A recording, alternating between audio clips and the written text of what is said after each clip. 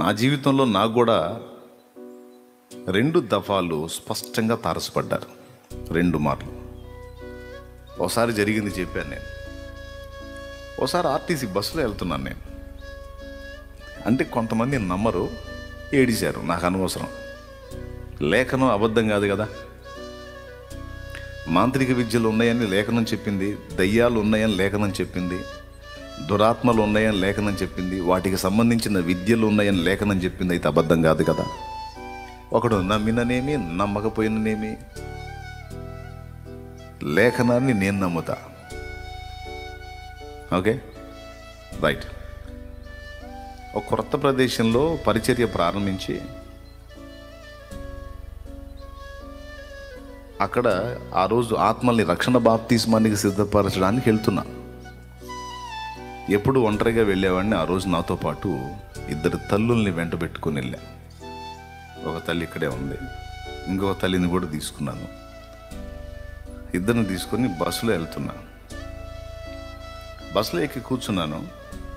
నా ఎదురు పక్క అనేక మంది ప్రజలు ఎక్కున్నారు. ఒకడు మాత్రం ఆ బస్సులో స్తంభం ఉంటుంది కదా, పట్టుకొని నిలబడ్డానికి. ఐరన్ పోల్ ఉంటుంది, సన్నటి రాడ్, దాన్ని పట్టుకొని నిలబడ్డాడు. వాడు ఎక్కింది మొదలుకొని ఫస్ట్ చుట్టూ చూసి తర్వాత ఇక నా వైపు దృష్టి పెట్టాడు. ఇక వాడు తదేకంగా ఎటూ చూడట్లా, వాడి దృష్టి నా వైపే ఉంచాడు. ఇంకలానే ఉదాహరణకి ఎట్లా అంటే,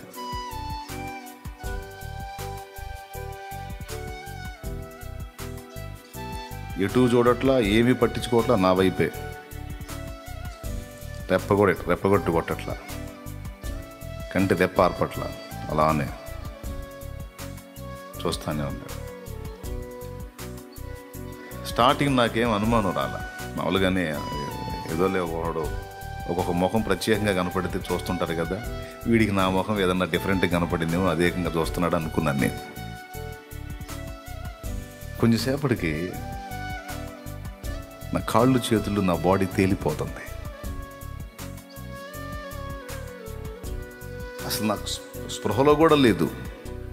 చూడటానికి వాడు మామూలుగానే ఉన్నాడు, కానీ వాడు నా మీద ప్రయోగం చేస్తున్నాడు. వాడు క్లియర్గా. ఎందుకంటే వాళ్ళకు తెలుసు మనం ఎవరు. ఎందుకంటే వాళ్ళని ఏలుబడి చేసే దయ్యాలు ఉంటాయి కదా, వాటికి తెలుసు మనం ఎవరు.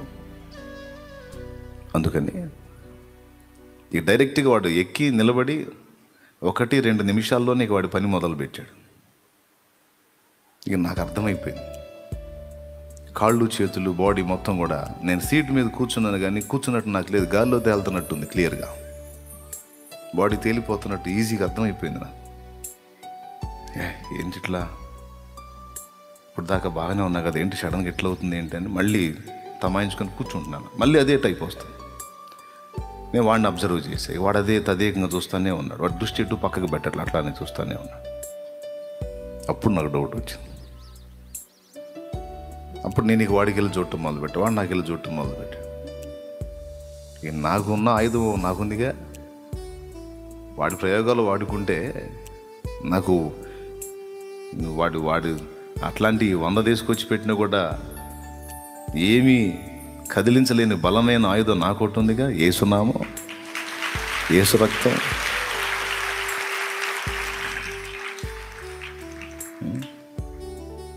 వెంటనే ఇక యేసయ్య నామాన్ని ధ్యానం చేయటం. వాళ్ళకి చెప్పాను, చిన్నమ్మ కొంచెం బాగాలేదు, కొద్దిగా ఇబ్బందిగా ఉంది, మీరు ప్రేయర్ చేయండి అన్న. గుర్తుందా? మీరు ప్రార్థన చేయండి అన్న. 2 నా మీద చేతులుంచి, తల్లులు, మా అమ్మ వయసు ఉన్నవాళ్ళు 2 నా మీద చేతులు అటొకలు పట్టుకొని హూరు ఆహారంలాగా తక్షణమే ప్రార్థన చేయటం మొదలుపెట్టారు. ప్రార్థన చేయటం మొదలుపెట్టి ఇక నేను వాడికి వెళ్ళి డైరెక్ట్గా చూడటం మొదలుపెట్టి నేను కూడా ప్రభువుని స్తుతించి యేసు రక్తాన్ని ధ్యానిస్తూ యేసు నామాన్ని మహింపరుస్తూ 1 నిమిషం పాటు ఇక దృష్టి మరల్చకుండా నేను కూడా వాడికి వెళ్ళి చూడటం మొదలుపెట్టి ఇక నేను యేసు నామాన్ని ధ్యానించడం మొదలుపెట్టాను. వెంటనే ఇక వాడు దృష్టి మళ్ళించి నెక్స్ట్ వచ్చే స్టేజ్లో దిగిపోయాడు. ఉండలా, మళ్ళీ అక్కడ ఉండలా, బండిలో ఉండలా. నెక్స్ట్ ఒక స్టేజ్ వచ్చింది, దాన్ని దిగి వెళ్ళిపోయాడు. ఇక వాళ్ళు కనపడుతున్నా తర్వాత ఇక ప్రశాంతంగా వెళ్ళాను. ఆ రోజు దేవుని వాక్యం ప్రకటించాను. అనేక మంది బాప్తిస్మానికి సిద్ధపడ్డారు. ఇవన్నీ సహజంగా ఏంటంటే ఏముంది లేదో చెబుతుంటారులే అనుకుంటారు. అనుభవించాను, ప్రాక్టికల్గా అనుభవించాను కాబట్టి చెప్తున్నాను. నేను ఉన్నాయి. చెరువు గట్టు మీద పోతా ఉంది ఒక స్త్రీ, సువార్థికురాలు. పొద్దుపోయింది. ఆ గ్రామం ఈ గ్రామం 2 గ్రామాల మధ్య చెరువు. ఈ 2 గ్రామాలు 6 దాటితే పోవటు. ఎందుకంటే అందరి కనుల ఎదుట అందరు ఎరిగిన మాంత్రికుడు ఒకడు ఉన్నాడు అక్కడ. భయం, ఎవడెళ్ళాలన్నా భయం. ఈమె వేరే ప్రాంతం నుంచి వచ్చింది, సువార్త చెప్పుకుంటూ తిరుగుతూ ఉంది. ఆ పై గ్రామానికి వెళ్ళాలి. పగటి వేళ ఈ గ్రామంలో ప్రకటించింది. సాయంత్రం 6 దాటినాక పనులకు పోయిన వాళ్ళు ఇళ్ళకు వస్తారు కాబట్టి ఆ గ్రామంలో ప్రకటించాలి యేసయ్యని గురించి అని ఆ గ్రామానికి దారి అడిగింది. చెప్పడానికి వాళ్ళు ఆలోచించారు, ఏమ్మా నువ్వు ఆడ మనిషివి, అక్కడ దుర్మార్గుడు ఒకడు ఉన్నాడు, మంత్రగాడు, చాలామందిని వాడు దెబ్బతీశాడు, వాడంటే 2 ఊళ్ళకి భయం. ఇప్పుడు ఖచ్చితంగా వాడు ఉండే టైం ఇది, మేమే పోము, పురుషులం, ఆడ మనిషికి పోతానంటున్నా మంచిది కాదు, వద్దులే, ఈ రాత్రి ఇక్కడ ఉండి పగటి వెళ్ళబోమన్నారు. భలే పని, నాకు అట్లాంటిది ఏం లేదండి. ఇంకా వేరే సమస్యలు ఏమన్నా చెప్తే ఏమన్నా కానీ మంత్ర ప్రయోగం, దుష్టశక్తులు, మాంత్రికుడు అంటే లెక్క చేయను. నేను వెళ్తాను. నేను మొండికి తిరిగి వెళ్తాను. దారి చెప్పారు, బయలుదేరింది. హాయిగా యేసయ్య గురించి పాటలు పాడుకుంటా, స్తోత్రాలు చెప్పుకుంటా, దేవుని మయంపరుచుకుంటా పోయింది. వాళ్ళు అన్నది నిజమే. వాడు కరెక్ట్గా చెరువుకి, ఆ ఊరికి ఈ ఊరికి మధ్యన చెరువు, ఆ పొద్దు గుంకే సమయంలో వాడు ఆ ముగ్గు గిగ్గు వేసుకొని వాడి పాటలు ఏదో వాడు పడుతున్నాడు అక్కడ ఒక్కడే. వాడు ప్రయోగం వాడు చేస్తున్నాడు. కరెక్ట్గా పోయింది. వాడు అడు తిరిగి చెరువుకి వెళ్ళి తిరిగి వాడు తతంగా వాడు చేస్తున్నాడు. వాడి వీపుల మీద నిలబడింది, వెనక కట్ట మీద నిలబడి అన్నా అన్నాడు. వాడికి భంగమైంది, తిరిగాడు. చాలా దూరం నుంచి నడిచి వస్తున్నా, కొంచెం నీళ్ళు అవుతుంది, కాస్త మంచి నీళ్ళు అన్నా అంది. ఎవరిని? వాడు కనపడితేనే పరారు జనం, అట్లా వాడిని నీళ్ళు అడుగుతూ. వాడు చూసి ఎగదిగా చూసి నీళ్లు కావాలా అన్న. అవునన్నా నీళ్లు కావాలా, ఎటువంటి చెరువు దగ్గరలోనే ఉన్న కాస్త నీళ్ళు అన్న. వాడి దగ్గర ఉన్న మూకిడు ఉంటుందిగా మట్టి పాత్రలో, ఆ పాత్ర తీసుకొని చెరువులో నీళ్లు ముంచి వాడు తతంగం చేశాడు. ఏదో వాడు ప్రయోగం వాడు చేసి తెచ్చి ఆ నీళ్ళు నా చేతికి ఇచ్చాను. చాలా వందనాలన్నా, దేవుడే ఉంచండి నిన్ను ఇక్కడ, దేవుని స్తోత్రం, దప్పికవుతుంది అన్న. తాగు అన్నాడు. తీసుకుంది. యేసయ్యా నీకు స్తోత్రం, నీ బిడ్డ ప్రేమతో ఇచ్చాడు, ఇందులో ఏ దోషం లేకుండా దూరపరచును ఆయన, యేసునామములో అడుగుచున్నాను తండ్రి, ఆమేనని తాగేసి తాగి ప్రశాంతంగా వాడి మూకుడు వాడి చేతికి ఇచ్చి చాలా వందనాలన్నా, బయలుదేరుతానన్నా అని వెళ్ళిపోయి కనుచూపు మేర చూస్తానే ఉన్నాడు. పోతా ఎక్కడన్నా దన్మని పడిపోయిద్దని. పడిపోయింది ఏం లేదు. యెహోవాయే నా కాపరిగా నాకు ఏమీ కొదువవదు, నాకు ఏమీ అనుకుంటా పోతా. వాడికి డౌట్ వచ్చింది. ఏం డౌట్ తెలుసా? బహుశా నాకంటే విద్యలో పనిమంతురాలు అయి ఉంటుంది, పై మెట్లో ఉన్నట్టుంది.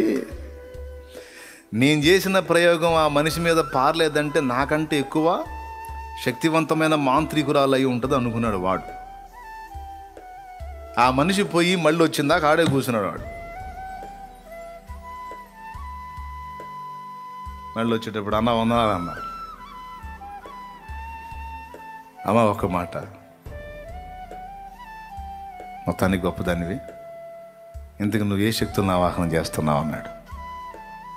ఏ శక్తులను ఆవాహనం చేస్తున్నావు అన్నాడు. శక్తులు ఏందో ఆవాహనం ఏందో నాకేం తెలుసు అన్నా అని. లేదు లేదు కాదు అమ్మ చెప్పు, నేను నీకు శిష్యుడిగా ఉంటాను చెప్పు అన్నాడు. నువ్వు నా గురువు లాంటి దానివి, నాకు మించిన దాన్ని అర్థమైందిలే నాకు, నేను నీకు శిష్యుడిగా ఉంటాను చెప్పి ఏ శక్తులను ఆవాహనం చేస్తానన్నాడు. శక్తులు లేదు, ఆవాహన లేదు, ఏం లేదన్నా. నేను నమ్మినవాడు నజరేయుడగు యేసు,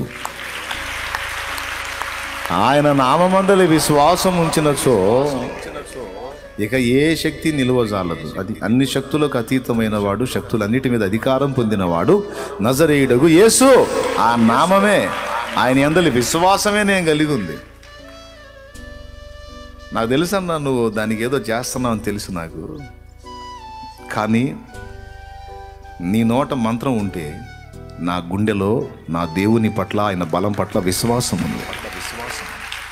సందేహం లేదు, విశ్వాసం ఉంది. నా దేవుని అందలి నాకున్న విశ్వాసపు శక్తి ముందు నీ మంత్రశక్తులు ఏవి కూడా నిలవకుండా వీగిపోయినాయి. అప్పుడు పోయి కాలుతో ఆ మూగుళ్ళని తన్ని ఆ మూగు జరిపి ఆ తర్వాత అతను సువార్త వినటం జరిగింది. ఎందుకు ఈ మ్యాటర్ చెప్పానంటే ఇది ఒకటి కాదు, ఇలాంటివి కోకొల్లలు. కొంతమందికి ఈ మంత్రప్రయోగం అభ్యసించిన వారికి సువార్త ప్రకటించి నేను సైతం దేవుని కృపతో బాప్తిస్మాలు ఇచ్చా.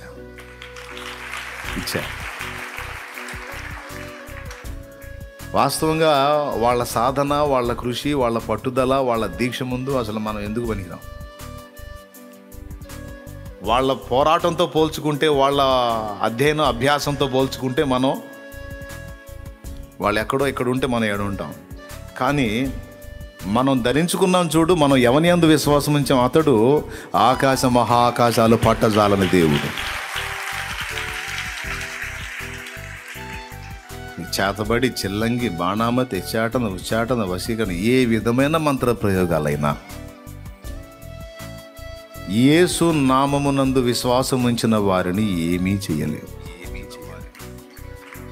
ఒక వెంట్రుకనైనా కదిలించచాలు. ఇక యేసయ్య నామాన్ని నిర్లక్ష్యపరిచి పాపాన్ని ప్రేమించి నీకు నువ్వు వెళ్ళి దానికి అప్పగించుకుంటే అది వేరే సంగతి. కానీ యేసయ్య పాదాలను ఆశ్రయించి ఆయన యందలి విశ్వాసము అను శక్తిని నీవు కలిగి ఉన్నంత వరకు దయ్యాలన్నీ కట్టగట్టుకొని ఏకమై వచ్చిన నీ శిరము మీద ఉన్న శిరోజములలో ఒక్కటి దాన్ని నేను పెకలింపజాలం. దేవునికి మహిమ కలుగునుగాక. హల్లెలూయా.